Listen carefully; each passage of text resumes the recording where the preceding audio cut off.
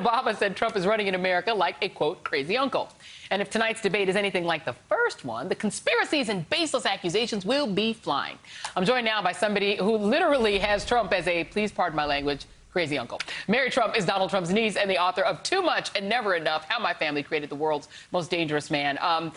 Great to have you. This was the perfect night to have you on, Mary, so thank you so much for being here. So I want to give you a little bit of the atmospherics going into what we're facing tonight. Trump world has been attacking Joe Biden for hugging and kissing his own child, his son, right? There's this really sweet picture that's been going around. You commented on it on Twitter. I commented on it. It just shows him embracing his one remaining son. He already lost his other son, and he lost his daughter when they were children. So here's the picture. I don't know. Well, John Cardillo is a guy who tweeted about it, and it just he went after him.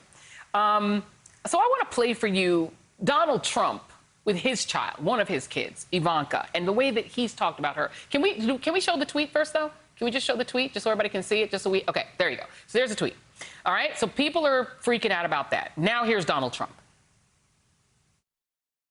What's the favorite thing you have in common with your father? Either real estate or golf. Donald, with your daughter? Well, I was going to say sex, but I can't relate that. Now, Donald, what does Tiffany have of yours, and what does Tiffany have of Marla's? Well, I think that she's got a lot of moral, and she's really a beautiful baby, and she's got Marla's legs. We don't know whether or not she's got this part yet, but time will tell. By the way, your daughter, She's beautiful. can I say this? A piece of Yeah. If Ivanka weren't my daughter, perhaps I'd be dating her. So, it is a weird thing that every time there's an attack on Biden, it's a thing about Trump. What do you make of these atmospherics going into tonight?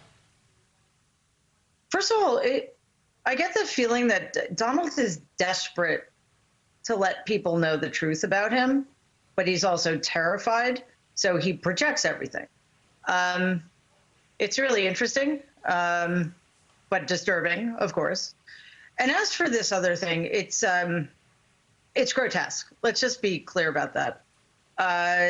The idea that showing affection for your child somehow makes you a wimp or something, appropriate affection, because that's the picture we're talking about, and that tweet was ratioed as it should have been. But it's okay to objectify your daughter in a way that is bordering on, I mean, it's offensive, but it's bordering on the absolutely illicit.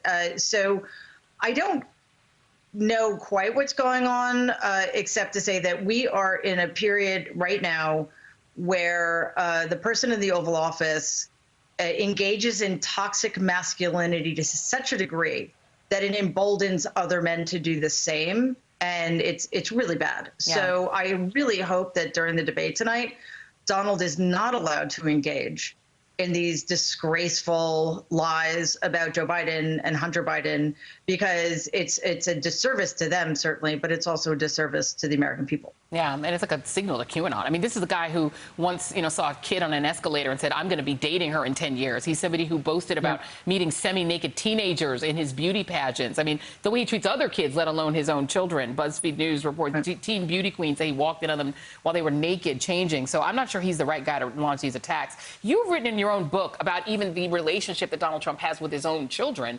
The stories of, him slapping Donald Jr. because he didn't have a tie on when he visited him in college, or telling him that you wrote about him saying he'd disown him if he tried to join the military. Trump's children are a weird sort of part of this drama, and it's weird the part that they play. Do you find it weird do you find their role in this drama to be odd? It's odd from the outside, but in the context of what's expected of them, it makes perfect sense. From what I can tell, Donald has the same kind of relationship with his children that he had with his father, or I should say that his father had with his children, which is to say that it is both conditional and transactional. So both parties are always jockeying to try to get the most out of it. And at least as far as the children are concerned, they know that they need to toe a particular line in order to stay on Donald's good side. Yeah. Because as you said, with the case about Donnie's wanting to enlist, Donald would have disinherited him. Yeah. So they know that they have to play by Donald's rules. The fact that they're willing to at this point is pathetic. Let's talk about tonight. What, in your view, would get under Trump's skin, other than everything? But specifically, if you were talking to the Biden team, if you really wanted to get him and throw him off his game, what would Biden do? I would always refer to him as Donald, because he does not deserve the respect afforded to the office. Because nobody in the history of our country has been more disrespectful to the office of the presidency than Donald has been. And every time I talked about his failed policies, I would use words like weak, pathetic, incompetent, illegitimate, and failed over and over and over again. And just be above the fray, never stoop to his level, never try to play his game, and just, come out of it looking like the only adult in the room.